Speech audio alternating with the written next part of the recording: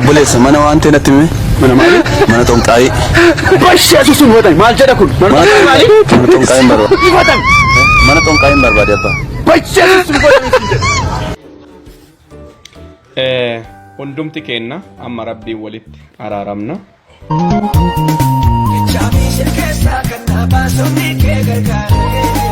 Mallattoon bineensichaa ifatti mul'atee jira. Yoo yaa shama akkam jirtu nagaa fi jaalala waaqayyoo bakka jirtu hundumaatti isiniif haa baay'atu tokko yuutiif chaalii boonsaa addisuu guuteeti. Haraa yoo taatan sabiskiraayib gochuudhaan maatii keenya ta'a. Viidiyoowwan yeroo yerootti gadhiisnus akka isiniif dhufanis mallattoo beelii banaa gochuun dhaqa. Maayee mana naa beektu? Mana tonqaa'ii. Mana tonqaa'ii. Manni? Hin beektanii?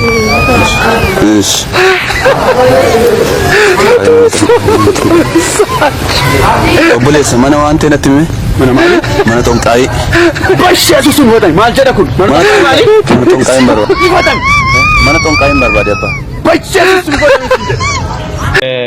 Hundumti keenna amma rabbiin walitti araaramna. Gooftaa galanni haa ga'u. Rabbi isin gargaaree dukkana keessa isin yaasee jireenya bara baraa har'a kunoo isinii kennee fi galanni isaaf haa ta'u. Gammaddaniittu? Mee yaa Rabbi jedhame. Galanni si haa gayu. Almasiih Iisaa naaf ergitee akka inni na fayyise amma beekeera. Yaa Rabbi Iisaan naaf du'ee du'aa ka'eera. Du'uu fi du'aa ka'uu isaatti anis amanee jireenya bara bara argachuu koo beekeera. Ammaa jalqabe maqaa kiyya galmee jannataa keessatti naa katabi. Ani yoo si gates ati nan gatin. Yaa Rabbi abbaa kiyya naaf ta'i. Anaanis ilmoo kee na godhadhu. Cubbuu dabarse hundumaa dilii tiyya kan dabarse hundumaa maqaa dhiiga almasiih Iisaatiin narraa haqi na qulqulleessi. Ammaa jalqabe mana kan kee keessatti na guddisi. Kana hunduma maqaa almasiih Iisaatiin aamiin. Say baga gammaddan.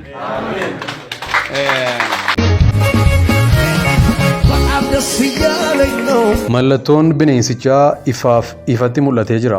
Karaa ani isaan abboome irraa dafanii goranii warqee baqfamaa irra dibicha tolfatanii itti sagadanii aarsaa qalmaas dhiyeessaniiruuf. Kana malees isaan yaa Israa'el waaqayyo kee inni biyya Gibxii si baasee isa kana jedhaniiru. Isin garuu boqu jaboota taatanii abboota keessan caalaa wanta hamaa hojjettan malee gurra keessan gara kootti qabdanii anaaf hin dhageenye. Erga irratti mari'atee booddee jiboota lama warqee irraa tolchisiisee jaraan Yerusaalemitti ol ba'uun isinitti hin cimaa. Yaa namoota Israa'el waaqayyoliin keessan warri biyya Gibxii isin baasan kunoo isaan kana jedhe. Waaqayyo kophaadhaaf malee waaqayyolii kan biraaf aarsaa kan dhiyeessu lafa irraa haa balleeffamu. Bifa qirixamee fakkeenya wanta ol waaqa irra jiru gad lafa irra jiru yookiis bishaan keessa lafa jala jiru hin tolfatin. Bara abboota keessaniitii jalqabdanii amma ammaatti isin seerrata koo irraa gortaniittu. Isa hin eegnes.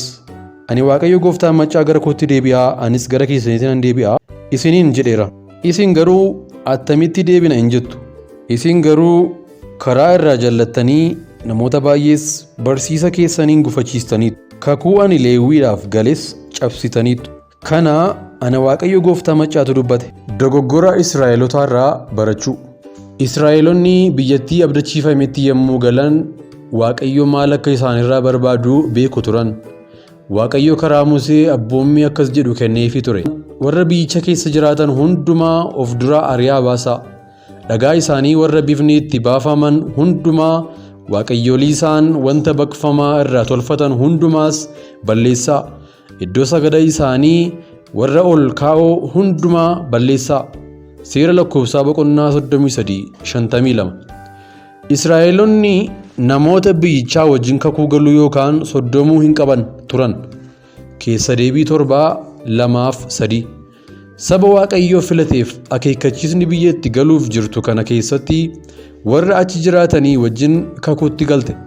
Isaan achi keessatti wanta kiyyootti si galchuu akkasitti hin taaneef of eeggadhu jedhu kennameefii ture. Ba'uu 34:12. Haa ta'u malee Israa'eloonni Waaqayyoof abboomamuu diduudhaan kiyyootti galaniiru. Kiyyootti akka galan kan isaan godhee maalidha?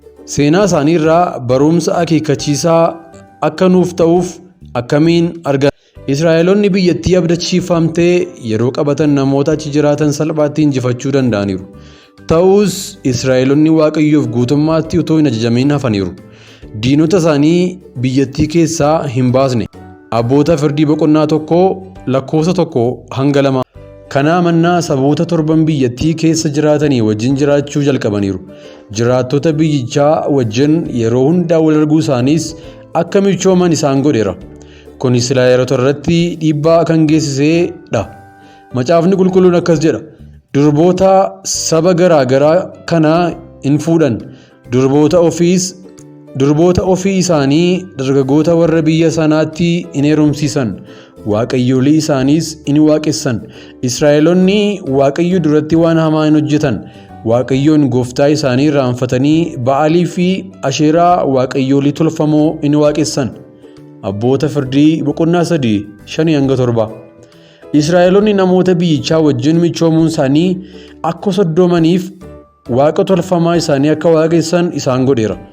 Soddoomuun isaaniis ajaja Waaqayyoo namoota biyyichaa waaqa tolfamaa waaqessan akka baasan isaan abboomee raawwachuu akka isaan rakkisu. Waaqeffannaan dhugaa manca'uu isaarrayyuu Israa'eloonni waaqa tolfamaa waaqeffachuu jalqaban. Midhaan namoonni biyyattii abdachiifame keessa turan yeroo michoota isaanii turan geessisan miidhaa yeroo diinota Israa'elotaa turan geessisanirra baay'ee kan caaludha. Sababii amantii isaanii akka manca'u godhee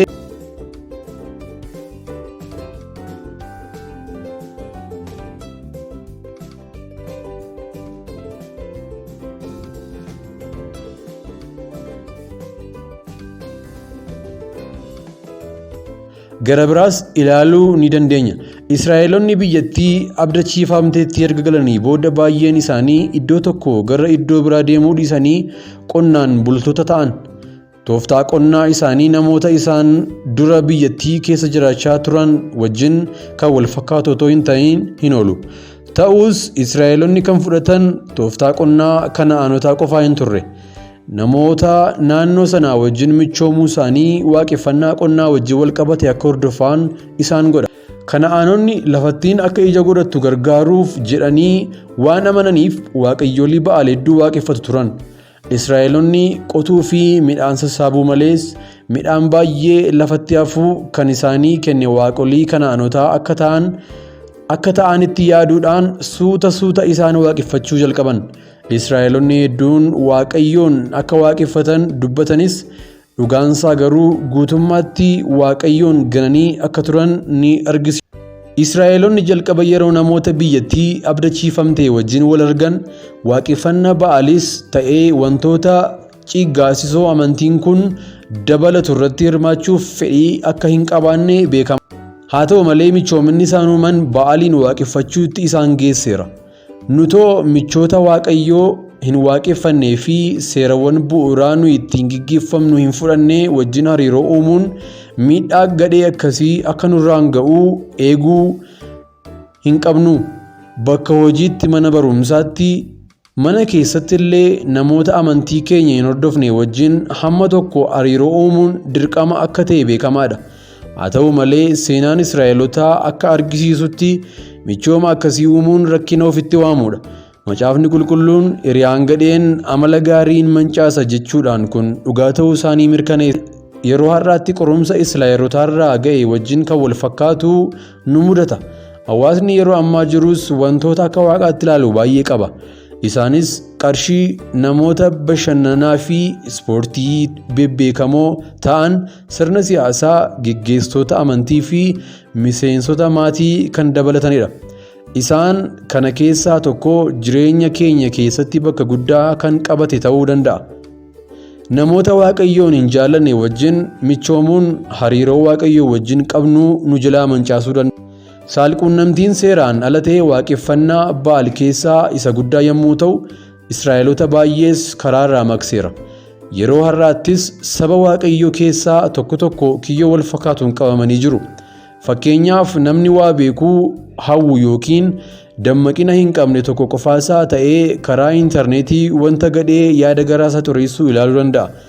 Kiristiyaanni tokko karaa intarneetii kiyyoo fakkiiwwan safuu dhabuu agarsiisan ilaaluudhaan yoo qabame baay'ee nama gaddisiisa. Warri abboommii isaaf dhugaa ba'uu eegan haa gammadan. Nama michuu nuu ta'uu yeroo filannu Waaqayyoof abboomamuun yookaan diduun wanta dhuunfaatti nu dhiisamedha. Keessa deebii boqonnaa 30 lakkoofsa 19. Kanaaf akkas jennee of gaafachuun barbaachisaadha. Bashannanuu kanan filadhu eenyu wajjin? Namoonni kun seera Waaqayyootiif ilaalcha akkamii qabu? Amala akkamii qabu? Waaqayyoon ni waaqeffatu? Isaanii wajjin ta'uun koo caalaatti kiristiyaana gaarii akkan ta'u na jajjabeessaa? Faarfatichi akkas jechuudhaan faarfateera. Warri balleessaa malee deddeebi'an, warri akka seera Waaqayyootti jiraatan haa gammadan, warri abboommii isaaf dhugaa ba'uu eegan, warri garaa guutuudhaan Waaqayyoon barbaaddatan. Macaafa faarfannaa 19 lakkoofsa 1-2. Dhugumayyuu namni Waaqayyoon sodaatu hundinuu inni karaa isaa irra adeemus gammachuu qaba. Macaafa faarfannaa 128 lakkoofsa 1. Namoota michuu nuu ta'an yeroo filannu dogoggora Israa'elootaa barumsa argachuudhaan guutummaatti Waaqayyoof haa abboomamnu. Fakkeenya boqonnaa 13 lakkoofsa 20.